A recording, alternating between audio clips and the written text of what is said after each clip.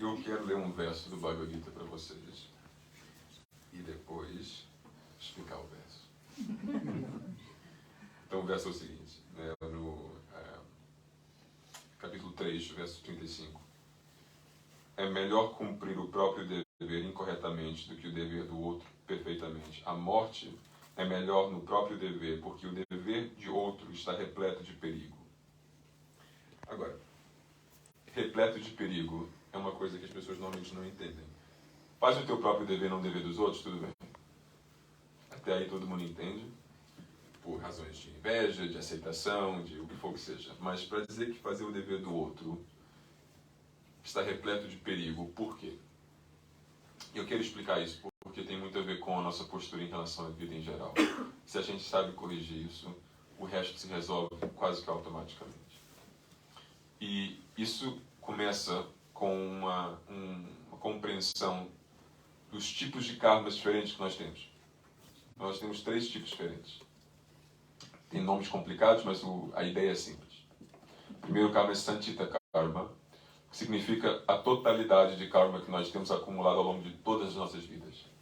Então, nossa conta bancária. Mas essa conta você não quer aumentar, você quer chegar ao zero. Você quer fechar essa conta. Mas infelizmente a gente não consegue, porque a conta está sempre cheia e o banco não deixa a gente tirar o dinheiro. Diga. Tem um casal que não percebe português, eu posso ir para ali traduzir? Ou eles podem ir para aí. Também está Porque assim, senão fica, se calhar, muito barulho aqui à minha frente. You can come to that way, so She can translate for you, but it's better if we do it on this side, because otherwise you're going to be translating here, it's going to be too noisy in the mic. But if you guys can move there, then she can translate here. Is that okay? He also doesn't understand Portuguese. Se calhar eu posso trocar para a frente. Ok, quem tiver ali pode ir para os espaços que foram liberados agora. A gente cria um espaçozinho para tradução ali atrás. Troca com eles. Começar tudo de novo, suave. Começar de novo? Não.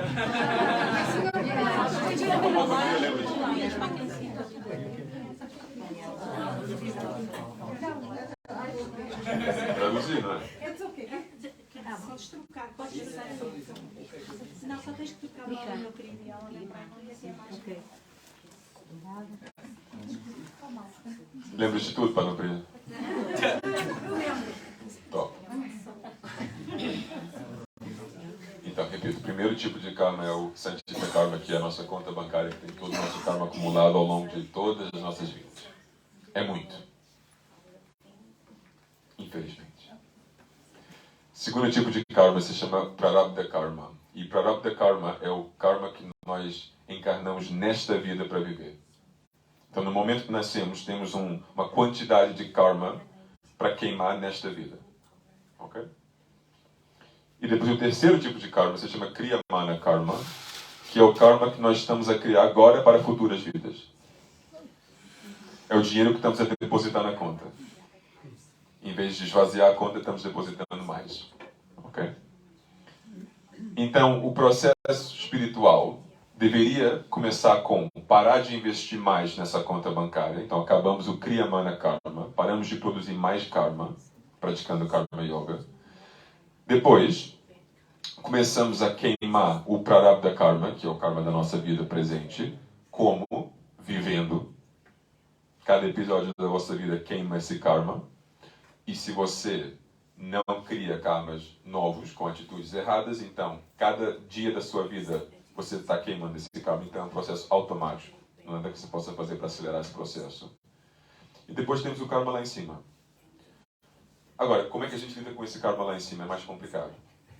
Porque nós temos uma vida que foi proporcionada para queimar uma quantidade específica, que é Prarabdha. Não temos capacidades para queimar mais do que isso, a não ser que temos acesso a ferramentas que conseguem ir para além do plano material. Digamos assim, o Atma Kriya Yoga é uma dessas ferramentas. O Atma Kriya Yoga queima esse karma, que é o Sanchita Karma. O Atma Kriya Yoga não queima Prarabdha nem Kriyamana, mas sim o Sanchita. Então, às vezes, as pessoas praticam o Atma Kriya e dizem, mas a minha vida continua sendo complicada. Sim, mas essa complicação tem a ver com o teu Prarabdha Karma, o karma desta encarnação. Tu estás a queimar o karma para garantir que não vais ter que encarnar de novo.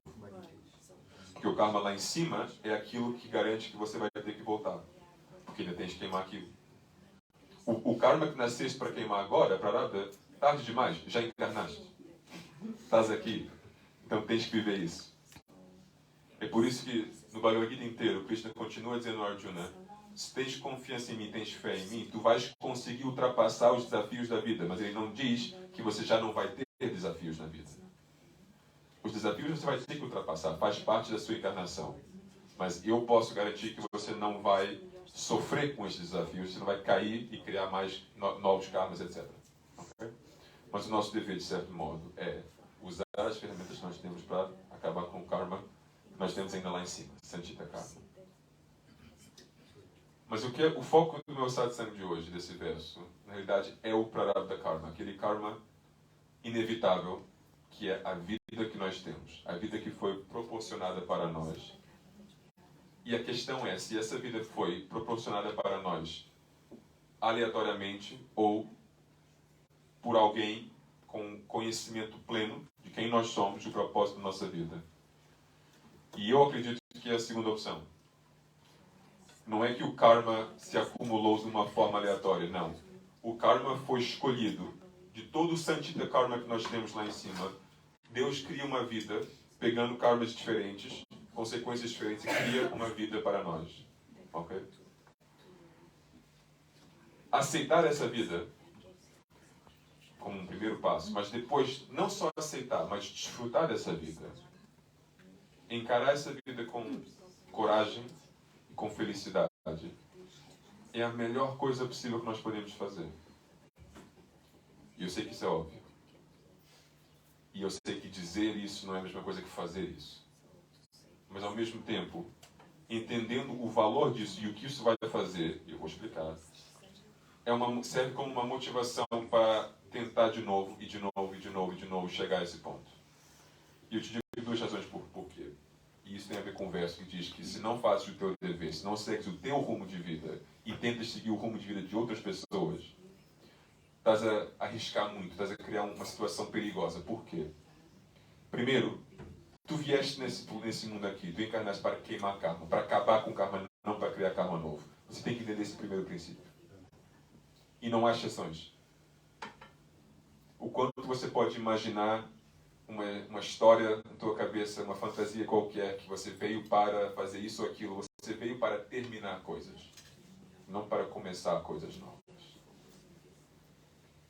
Às vezes, parece que estamos começando algo, mas não. Nós estamos acabando algo que já começamos há muito tempo. Guruji não gosta de dizer isso, mas é verdade. Ele casa muitas pessoas, por exemplo. Okay? E ele finge que esses casamentos correm muito bem.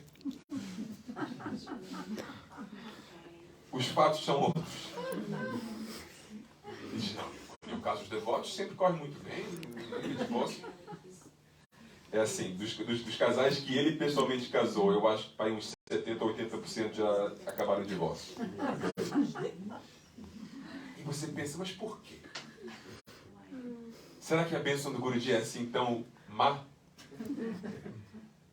Então, pessoas curiosas como eu, Guruji, por quê? Veja bem, do meu ponto de vista, eu estou tentando criar mais apegos, estou criando mais ligações que prendem alguém a este mundo? Não. Eu estou interessado em acabar, em cortar essas coisas. Agora, essas pessoas acham que estão começando um ciclo novo e eu é que estou terminando esse ciclo tão rapidamente, estou cortando os sonhos da pessoa. Não, não, não. Eu estou acabando com o ciclo que você já tem com essa pessoa já faz muito tempo. E eu tenho que cortar porque você nunca corta. Vocês são os teimosos que nunca cortam essas coisas. Sempre acham que, não, dessa vez vai funcionar. É essa vez que vai ser aquela coisa magnífica. E eu, sendo quem eu sou, sabendo o que eu sei, corto aquilo e depois finjo que não sei de nada. Vocês é que não sabem comunicar. Etc, etc. Existem exceções, claro. Então, primeiro temos que aceitar esse ponto. Que nós estamos cá para acabar com o karma. E estamos cá para acabar com o karma porque o karma é uma das duas coisas que prendem nós a esta realidade. Se você quer continuar preso ou presa a esta realidade, tudo bem. Ignora o que eu estou dizendo. Mas se você acredita que existe uma outra alternativa melhor do que essa, então temos que aceitar o caminho para alcançar essa alternativa. E o primeiro passo é, eu tenho que me livrar das cordas que me prendem a esta realidade. Ponto final. E para cada pessoa, isso são coisas diferentes. Nós temos apegos diferentes, desejos diferentes, karmas diferentes. Então são duas coisas que prendem nós a esta realidade. É o karma e o desejo. Desejo, isso pode se manifestar como ambições, sonhos, objetivos, o que for que seja. Coisas que você quer concretizar ao longo da sua vida, mas você não tem controle de quando a sua vida vai acabar. Então imagina que você tem 20 mil desejos aqui dentro, sonhos e coisas que você quer fazer. Amanhã, autocarro, bum, tchau. O que acontece com estes desejos? Deus possui a sua alma e vai escolher agora onde é que eu vou levar essa alma. A coisa que Deus mais faz porque Ele nos ama é Ele respeita a nossa vontade. Então você tem esses desejos? Tudo bem. Eu vou criar uma circunstância de vida em que você pode seguir esse caminho para concretizar esses desejos. Então o que Ele tem que dar para fazer isso? Mais um corpo. Mais uma encarnação. E Ele é extremamente justo nesse sentido, porque Ele dá o que a gente quer. Agora, se a gente quer a coisa errada, o problema é nosso. Mas Ele dá. Krishna confirma isso no Bhagavad Gita, capítulo 8. O que você tiver na sua mente, no momento em que você deixa essa terra, eu vou responder a isso. Você quer Deus? Então você vai ter comigo. Você quer tal e tal? Material? Você vai voltar aqui. Tudo bem. Até você querer algo diferente. Então, eu não entendo, eu não consigo até imaginar um caminho mais sincero do que esse. Porque o que eu sinto sinceramente é o que eu vou alcançar sinceramente. E Deus responde à minha sinceridade. Se for correta ou errada, não importa. É sincero? É o que você quer? É isso que eu vou te dar. A verdade é que nós podemos nos arrepender da consequência dessa sinceridade. Isso é outra coisa. Se nós erramos ou não, é outra coisa. Mas a responsabilidade é nossa. E eu adoro isso. Porque não temos ninguém a culpar. Eu não posso apontar o dedo a ninguém. Porque a escolha é minha. Eu cultivo a minha própria vida, a minha própria mente, a minha mentalidade, para criar conexões, apegos, desejos, etc., ligações a certas coisas. Eu tenho que viver a consequência dessa escolha. Então, Prarabdha Karma, nós encarnamos, primeiro ponto, para queimar, para acabar com certo karma. Okay? Segundo ponto, nós temos que aceitar. Se o meu objetivo é queimar esse karma, um karma que já foi desenhado para esta vida, um karma específico, então eu tenho que tentar evitar criar novos karmas e sair desse percurso de vida natural que eu supostamente tenho que viver nessa vida. A questão óbvia é como é que eu sei qual é esse caminho, quais são as coisas que eu tenho que fazer nessa vida e quais são as coisas que eu estou inventando, que eu estou adicionando. E é uma pergunta válida. E as respostas não são tão boas. Porque a resposta é, você tem que sentir, você tem que refletir, você tem que ver o que surge naturalmente ou o que você tem que correr atrás. Mas ao mesmo tempo você pode pensar assim, mas eu tive que correr atrás da espiritualidade. Você agora está me dizendo que a espiritualidade não era uma coisa que era suposto fazer parte da minha vida? E claro que eu não posso ser uma coisa dessas, senão eu estou aqui fazendo o quê? Então, isso tudo se torna uma coisa muito complicada. Saber qual é o meu percurso de vida correto. O verso explica. Você tem que fazer o seu dever, mesmo que for de uma maneira imperfeita. Isso é mais importante do que fazer o dever de outra pessoa perfeitamente. Saber o que é o dever da outra pessoa é fácil, é simplesmente olhar. Saber o que é o meu dever, às vezes não é tão fácil. Se eu estou desempregado, se eu não sou pai, não sou mãe, meus pais estão mortos, então meu dever é o quê? Existir. Às vezes é complicado. Mas nós temos uma vantagem. A vantagem é, se nós aceitamos Guruji na nossa vida, como é o caso, nós temos que ter coragem ou maturidade para saber fazer duas coisas. Ou pedir, perguntar literalmente a ele, ou a maturidade para confiar que se ele está presente na sua vida e você aceita a presença dele de coração sincero, você confia que ele vai te guiar isso sem perguntar. Que ele vai te levar a esse ponto, não tens que correr atrás disso. Isso tem tudo a ver com o nível de confiança e fé nesse fato. Eu prefiro essa opção. Porque a opção de correr atrás da resposta, na minha experiência, você pode correr atrás da resposta, você pode perguntar e ele vai te mentir. Porque por detrás dessa pergunta tem outras coisas. Não é só uma pergunta pura e sincera. Tem preferências, tem desejos, tem medos. Se calhar eu tenho medo daquilo que a minha vida tem que ser. Então, em vez de correr atrás disso, deixa que aconteça. Então, as coisas que aconteceram na minha vida, as tragédias da minha vida, se você me desse a escolha, você quer passar por aquilo? Eu sempre ia dizer que não. Mas, infelizmente, ou felizmente, essas tragédias que aconteceram na minha vida são, de certo modo, as melhores partes da minha vida, porque causaram as maiores transformações. Mas eu nunca teria escolhido passar por aquilo. Então, eu não gosto de ter esse controle, de tomar a decisão. Eu vou fazer isso, eu vou fazer aquilo. Porque eu nunca vou escolher as coisas que são verdadeiramente boas para mim. Eu vou escolher as coisas que são confortáveis. Que me fazem sentir bem. Mas bem quando? Agora. Porque eu detesto a paciência. Paciência é a pior coisa que Deus inventou. Tempo é a pior coisa que Deus inventou. Tem que esperar. Não, eu quero agora. Deus, és capaz de dar agora? És, então por que tu estás a dar? Paciência.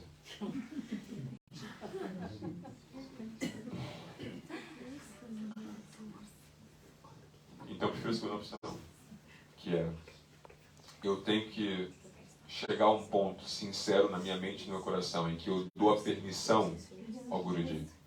Só tem que fazer isso, dar a permissão. Guruji, eu dou a permissão para você me guiar da maneira que você achar correto. A partir daí, é só um jogo de confiança.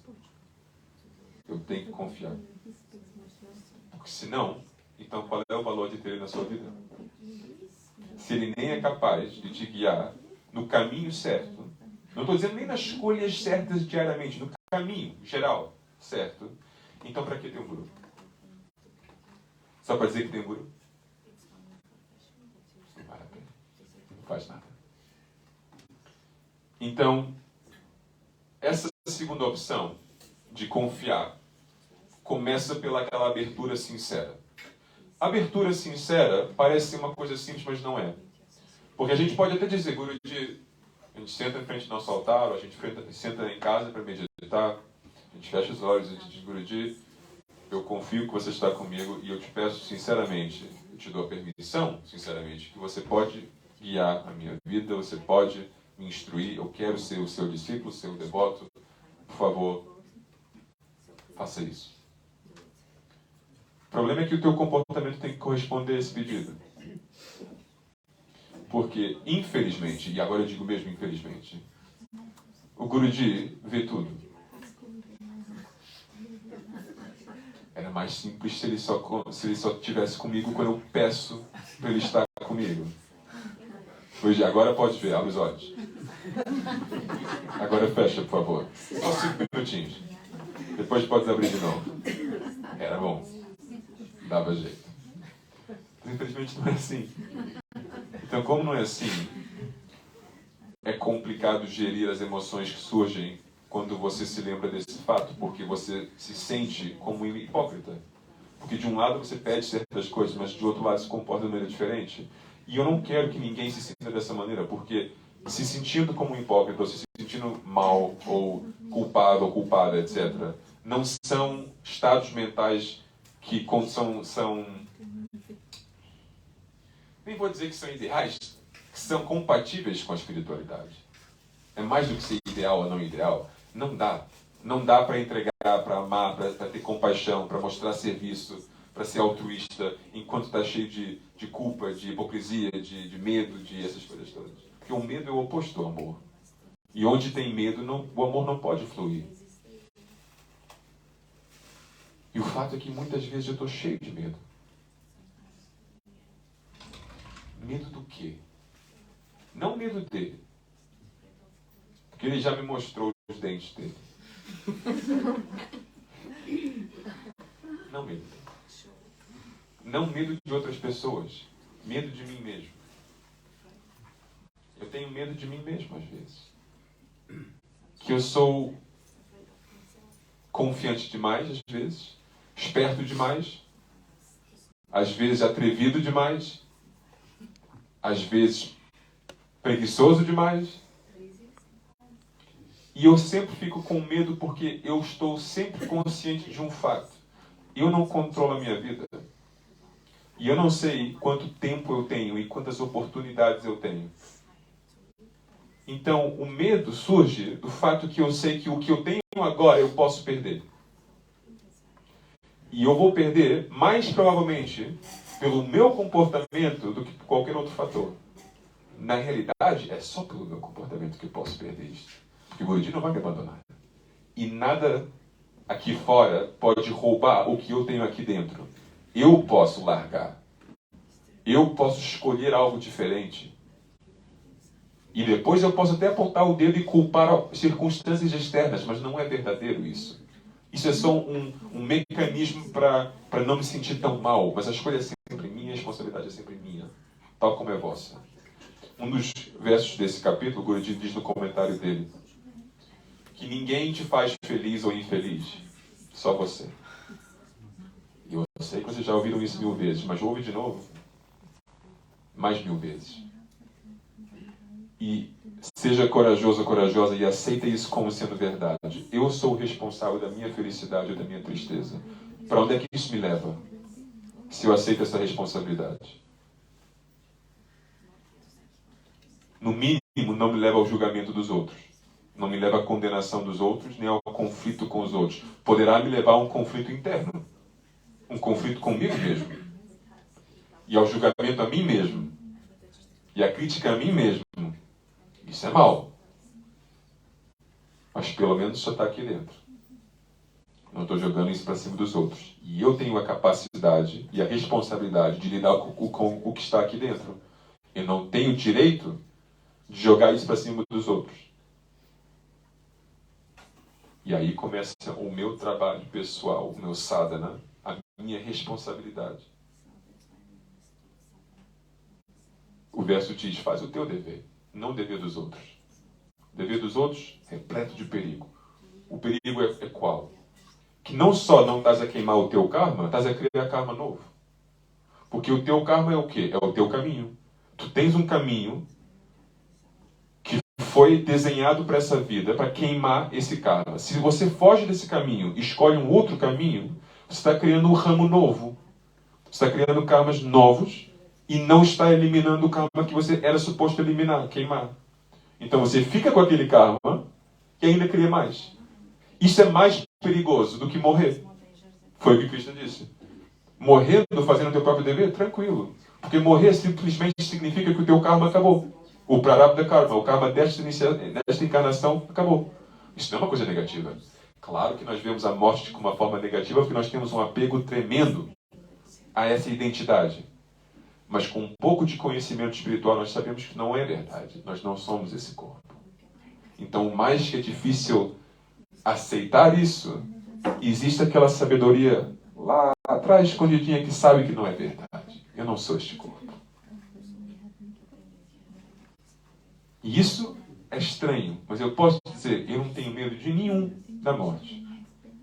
Eu penso sobre isso de vez em quando, porque o próprio Guruji não só a mim, ele deu satsangs em que ele disse, contempla a sua morte. Faça da morte o seu amigo. Para mim, quem quer fazer esse tipo de sadhana? Vamos para o templo, cantar aqui, tem que comer praçado, todo mundo vai. Contempla a sua morte.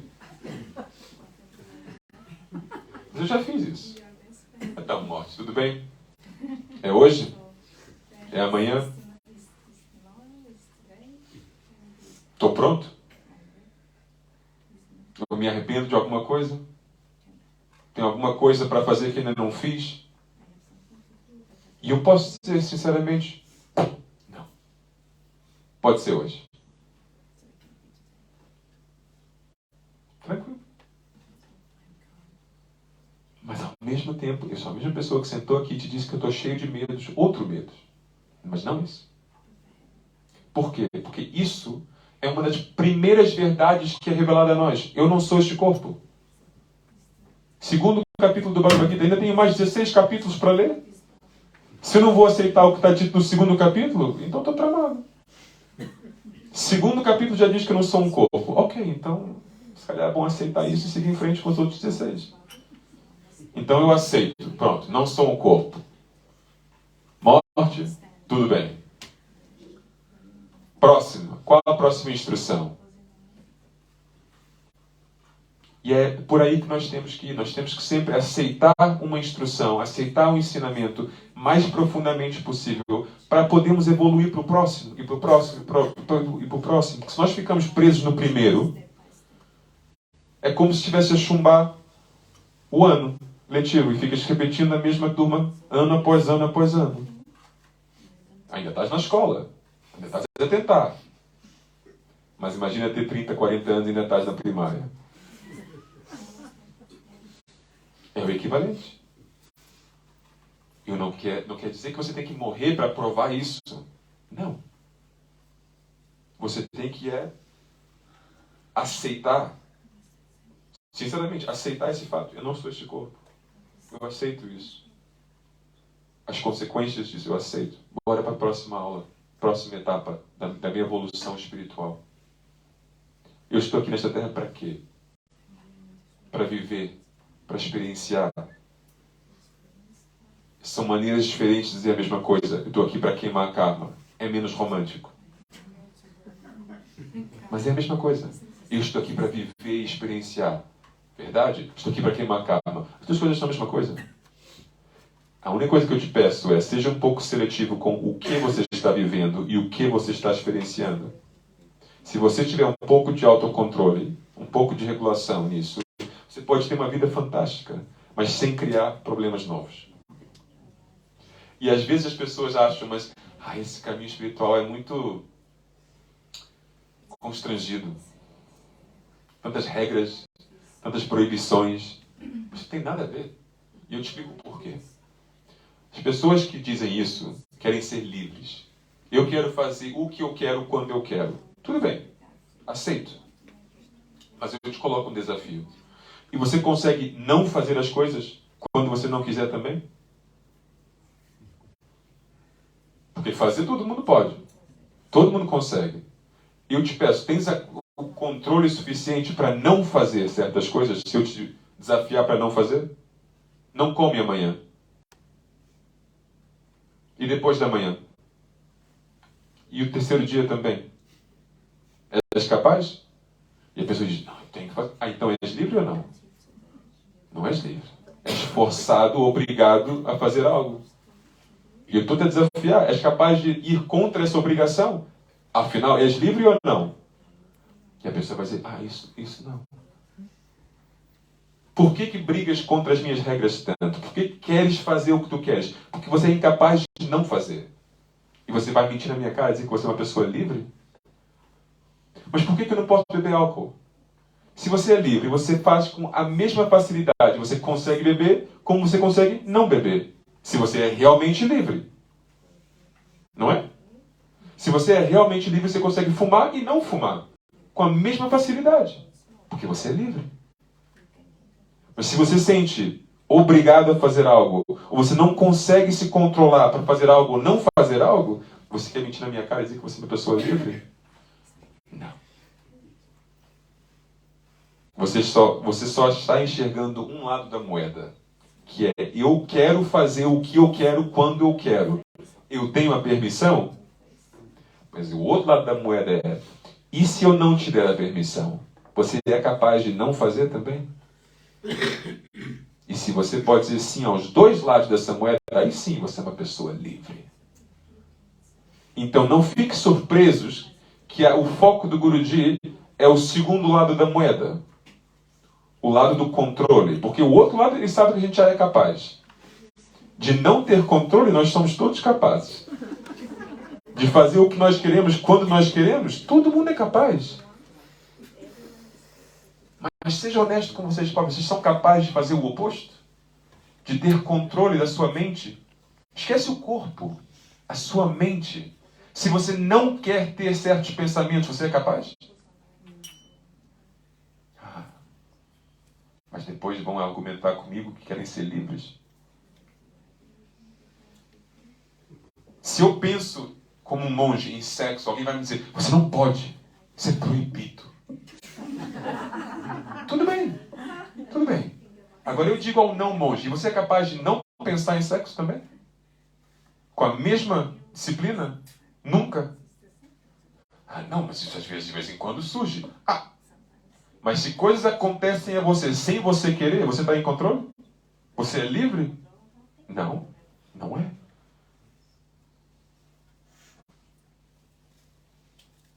Então começa a entender isso mais profundamente. Quando você começa a aceitar e entender que você não controla o seu próprio ser, aí você entende por que tanta ênfase do Bhagavad Gita de Krishna e de Guruji é em controlar, retomar controle do seu próprio ser. Porque é só a partir daí que você pode começar a tomar decisões sinceras, porque você pode controlar essa decisão. Eu posso dizer hoje, eu prometo que não vou te trair, vou casar com você. Prometo, juro. Mas é uma promessa insincera, porque eu não posso fazer essa garantia. Por quê? Porque eu não controlo a minha mente. Desculpa. Eu não quero te trair. Isso sim, isso é sincero. Eu não tenho a intenção, não tenho a vontade, mas eu não posso te prometer que não vou fazer. Porque para fazer uma promessa dessas, eu tenho que ter controle total do meu ser. E eu não tenho isso. É por isso que eu sinto medo. Porque eu digo para o Guruji, eu quero me entregar aos teus pés de lótus, eu quero te servir sempre, eu quero ser o melhor devoto possível, mas eu não posso te prometer isso. Porque eu não tenho controle do meu ser. Eu posso acordar amanhã e desaparecer. E isso é que me dá medo.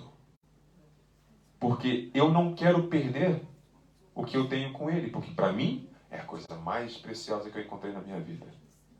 Então, em vez de ficar com medo no meu cantinho, constrangido pelo medo, eu tenho que desafiar a fonte desse medo e resolver a raiz do problema. Porque o que nós fazemos como seres humanos, o mais frequente é a gente trata dos sintomas da doença em vez da doença. Isso é que é um grande problema. Então, a gente cuida do medo fazendo o quê? Distraindo, desfrutando da vida, aí o medo desaparece. Vou pra praia. Estou na praia, solzinho, cadê o medo? É por isso que eu sempre disse pro Guruji, Portugal é incrível. Como assim? Porque a nossa filosofia de Maya é difícil. Quer dizer, na Polônia, na Rússia, é mais fácil. Você vira para as pessoas e diz assim, o mundo é ilusão, é Maya, é sofrimento. Eles dizem, concordo. Tu viras para um brasileiro no meio da praia, com água de coco, e diz que o mundo é o sofrimento, eles vão dizer, ah, pois. É. Entende? Então, mais linda é a sua vida, mais difícil você vai aceitar que o mundo é Maia.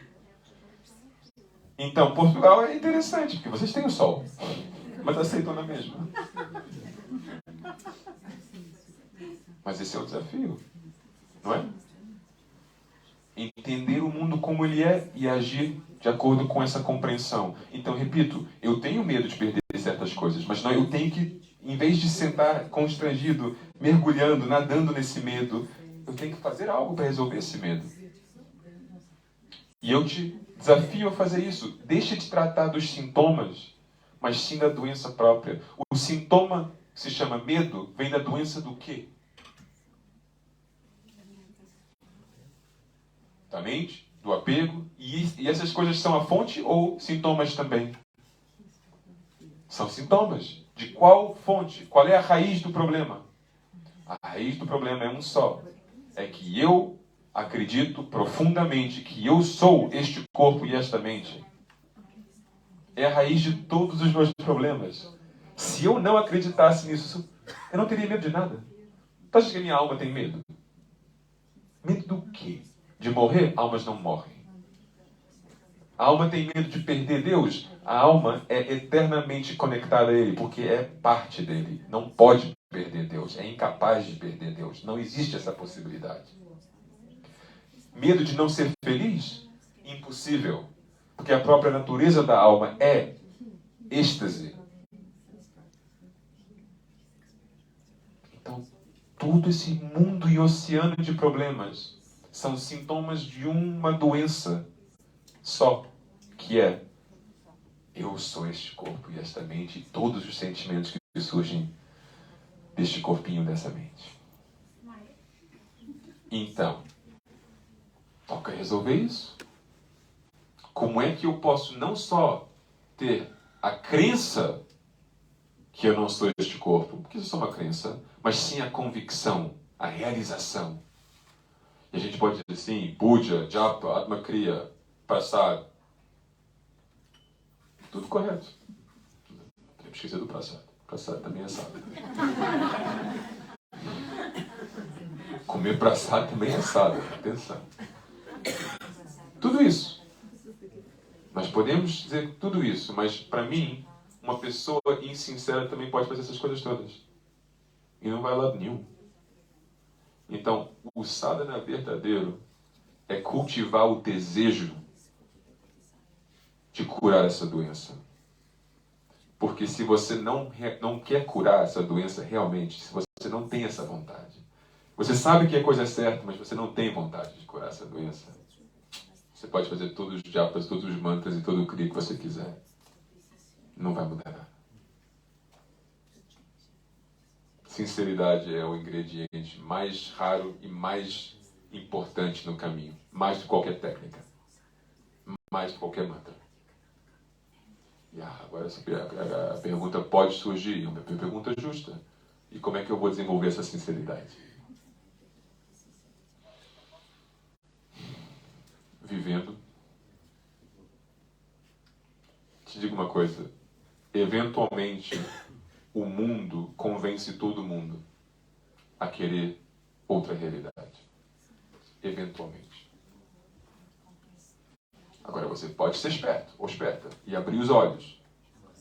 Mas se você não é esperto ou esperta, então fica vivendo. Mas com mente aberta para refletir, observar, tentar aprender com o que a vida está tentando te mostrar. Cada vez que a vida te mostra os defeitos deste mundo, tenta não fugir disso. Porque a nossa tendência é fugir, é justificar, é dizer que próxima vez vai ser diferente. Não faça isso. Aceita. Isso aqui é um mundo defeituoso.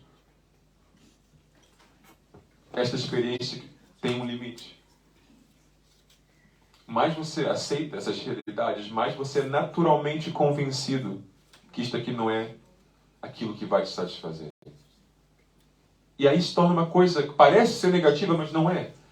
É uma tranquilidade, uma confiança quieta que surge aqui dentro, que está te dizendo, dia após dia, que isto aqui não é para mim. Mas não de uma forma emocional. Eu estou contra o mundo, eu detesto o mundo, eu tenho ódio pelo mundo. Não. Isso aí é muito dramático. A espiritualidade não tem nada a ver com esse drama. É enxergar as coisas como elas realmente são, passo a passo. Mas com paz. Tem um outro verso no Bhagavad Gita que Krishna diz: sem paz não pode existir a felicidade. A paz é a base da felicidade.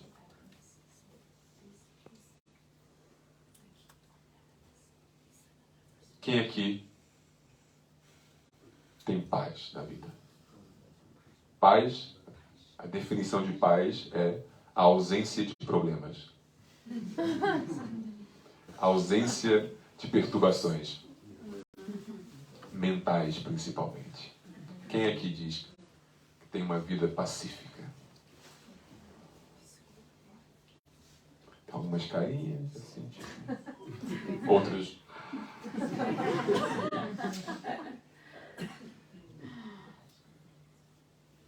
Mas isso é culpa de quem? Vizinho? Vizinha? Sogra? É sempre culpa da sogra.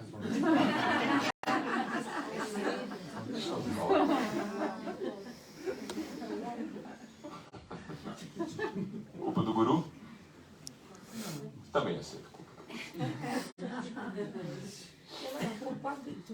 Ele é culpado de tudo, claro. É o alvo maior.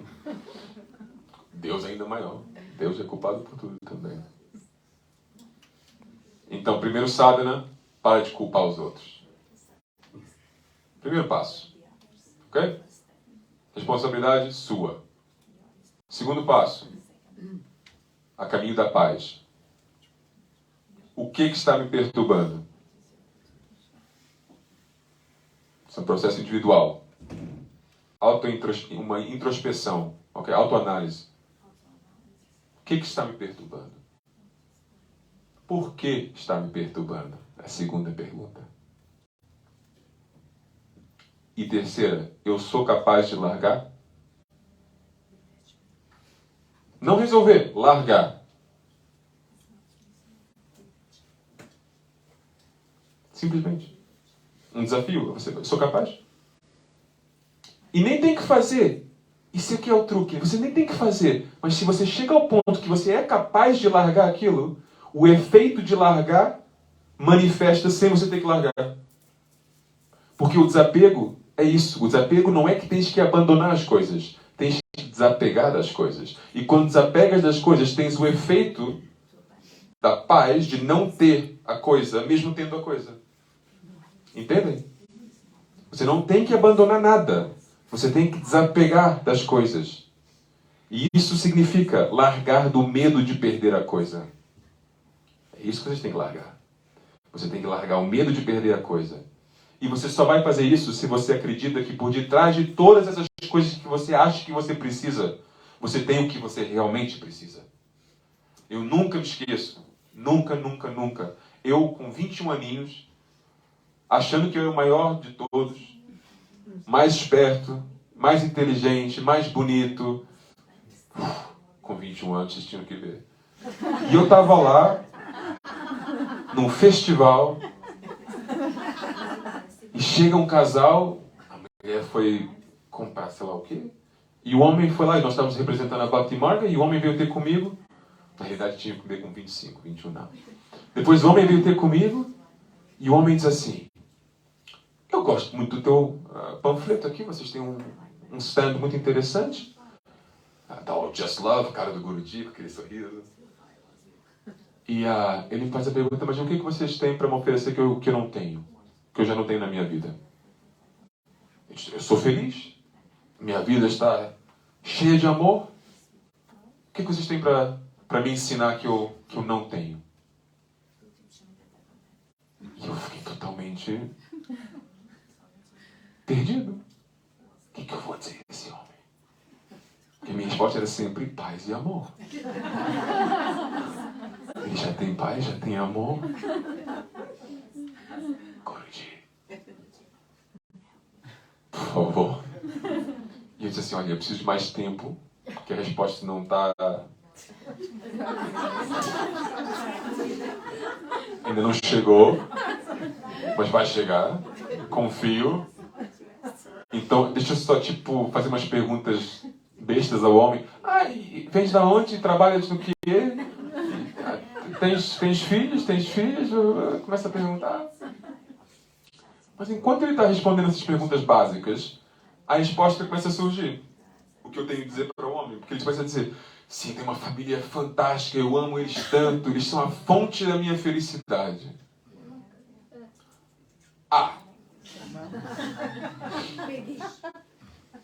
Pim, chegou a resposta. Eu digo: eu sei o que nós temos para te oferecer que não tens.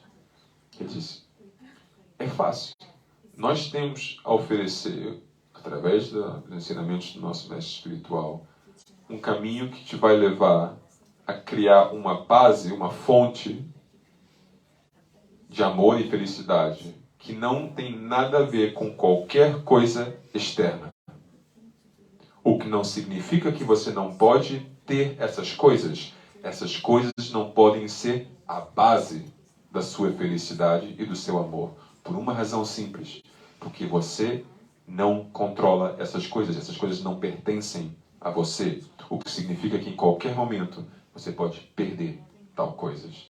E desculpa dar esse exemplo. Eu dei o exemplo que o autocarro ia bater na família dele e iam todos morrer. Como eu disse antes, às vezes eu sou um pouco atrevido. O homem chorou, imaginando essa situação. E ele aceitou naquele momento que não queria seguir nosso caminho, mas que o que eu tinha dito era verdade. Que ele era uma pessoa super feliz, super cheia de amor, mas era um amor frágil. Uma felicidade frágil, e ele não podia esconder desse fato. Ele não podia fugir desse fato. O mais que é doloroso, o mais que ele gostaria de fingir que não fosse verdade, mas é. Se amanhã aquele autocarro bate, acabou. Felicidade, acabou. Amor. E tudo que eu estava a dizer é: troca a base. Não tens que abandonar as coisas que tu amas. Mas tens que ter outra coisa por debaixo. Senão a casa vai derrubar. E eu me senti super inteligente e super orgulhoso. Toma, vai buscar.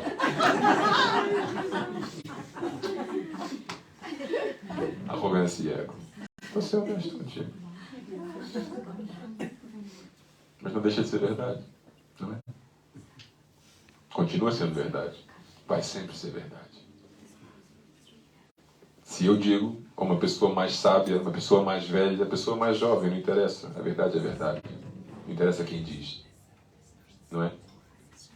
Então, voltando aos desafios, voltando ao sadhana, aceita a responsabilidade, pergunta o porquê que eu estou sofrendo.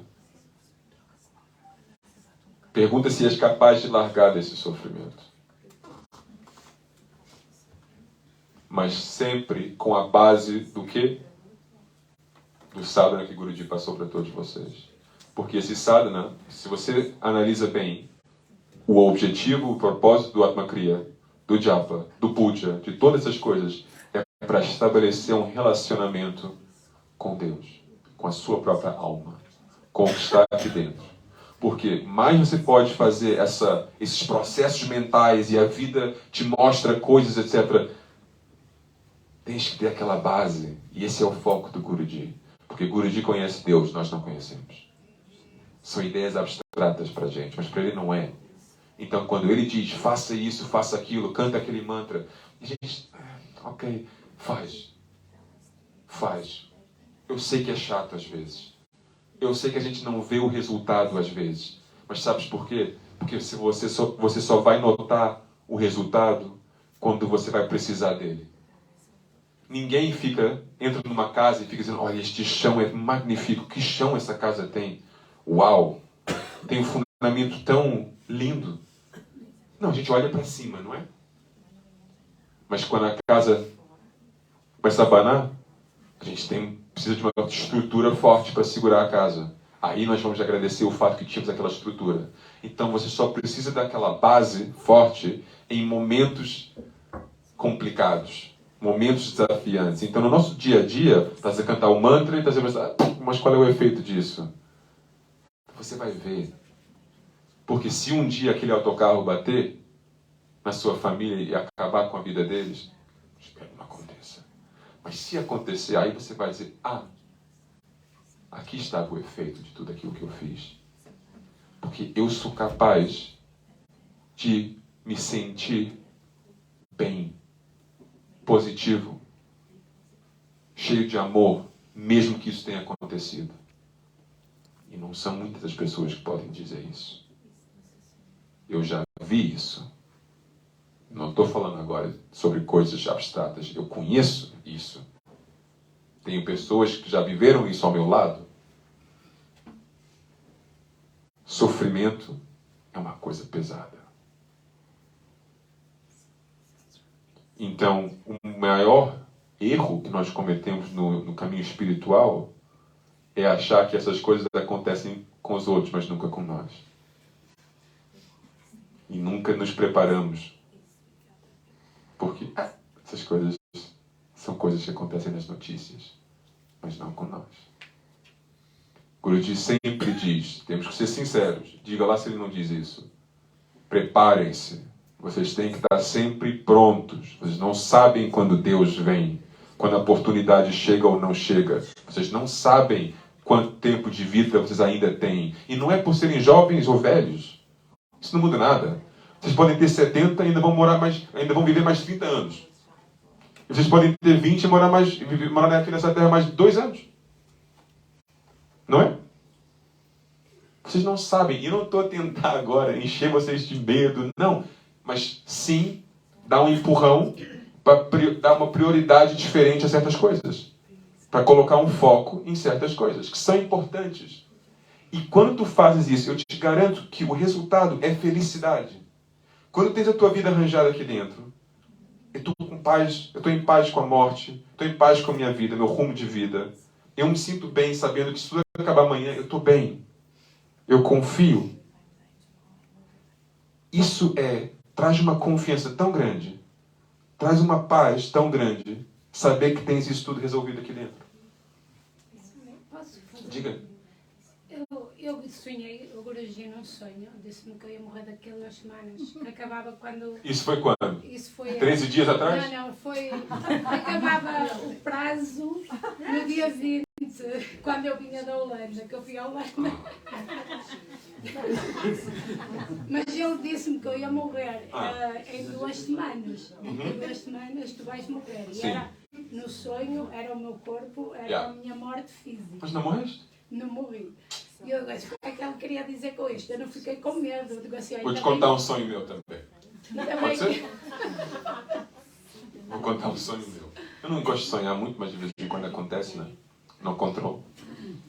Sonhei com o Swami Niruda. O Swami Niruda estava morto. Ai. Espera, o sonho não acabou.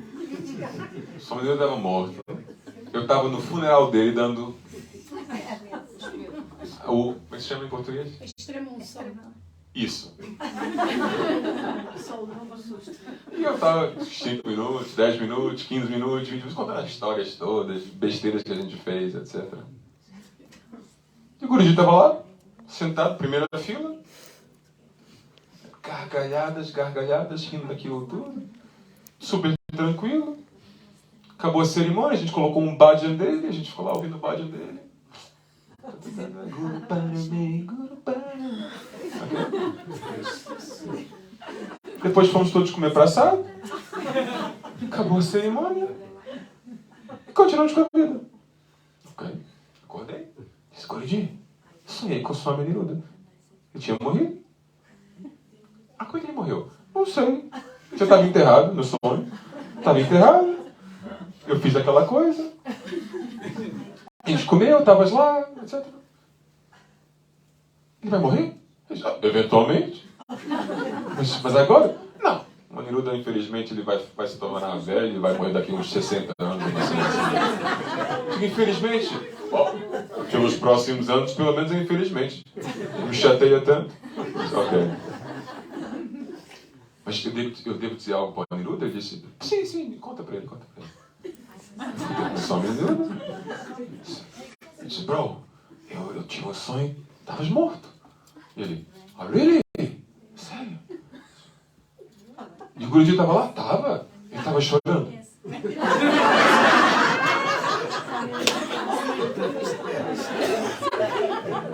Disse, nem por isso.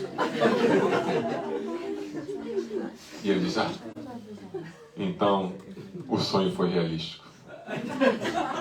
Fui ter com o Guruji de novo, disse, Guruji, contei para o Niruddha, ele disse, e a reação dele? Ele queria saber se estavas a chorar. Ele,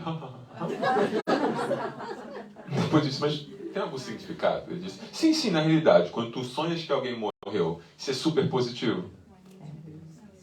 E disse, então por quê? Vocês todos têm que morrer. Mas eu não digo fisicamente. Tantas coisas dentro de você têm que morrer. Então, quando sonhas que alguém morreu, isso é uma coisa boa. É bom sinal. São coisas que estão morrendo que precisam morrer. Tranquilo. E tu estavas bem? Estava bem. Eu estava bem? Estavas bem. Então está tudo bem. E acontece para o Niruddha. Ele ficou feliz com aquilo. Tranquilo. Mas ele não morreu. Continua vivo até agora. Felizmente ou infelizmente, dependendo do ponto de vista. Então, sonhaste que morreste? Não, eu não sei. Ou que ias morrer? Que ia morrer. Então, se calhar, algo dentro de você ia morrer. Também foi o que eu imaginei. Que é bom, não é? Eu não fiquei com medo, não é? Claro. Eu estava preparado. Claro. Eu fui logo avisar, não quero festa. Depois de morte ainda pediu festa. Já viste?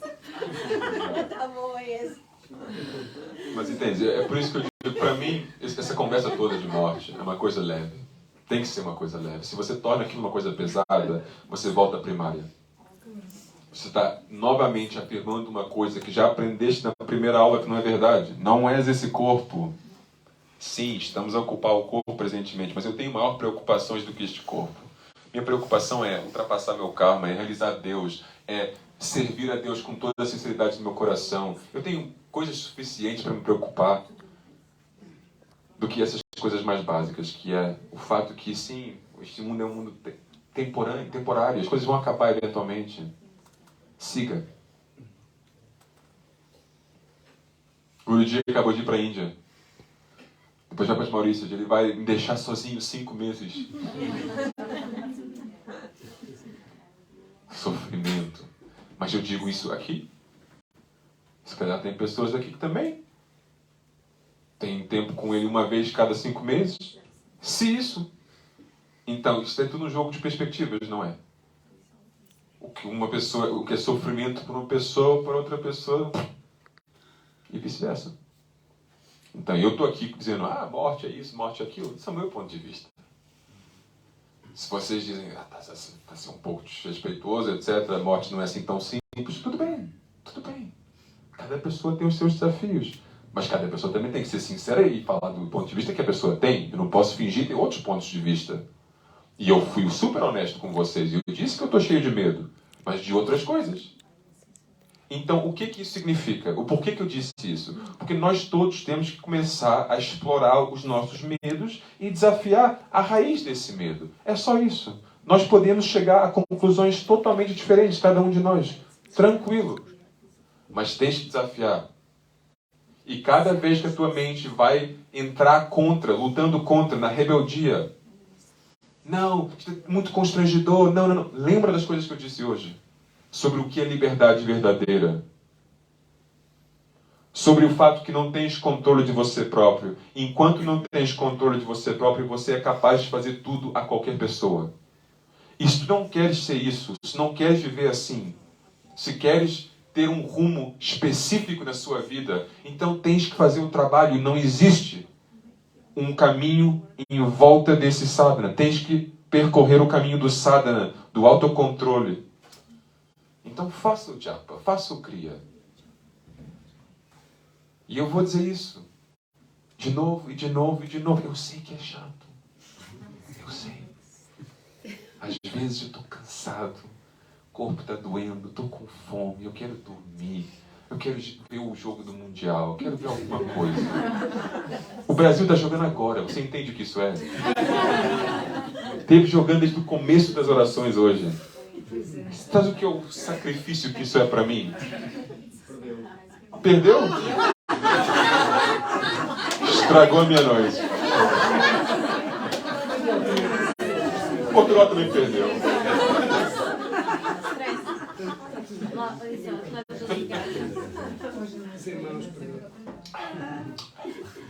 Mas você entende?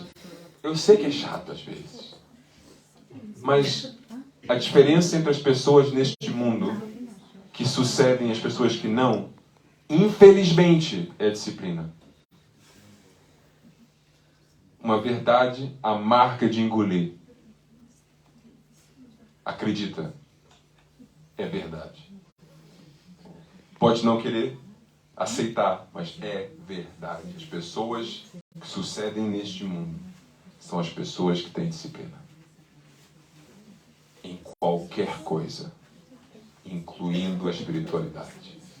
É por isso que o Guruji não fica impressionado com grandes momentos de espiritualidade, mas sim uma espiritualidade constante, que apareces todos os dias, mesmo se for por 5 minutos, mas apareceste. Tiveste lá, fizeste. Mas te dás 5 horas de dedicação um dia, depois desaparece uma semana, esquece. Esquece. Isso não conta. É um passo para frente, 6 para trás. Se dás um passinho pequeno, mas todos os dias para frente, aí sim vai chegar lá. Então, luta contra aquela preguiça. Guerreiros e guerreiras. Ok? Vá, chega o tempo.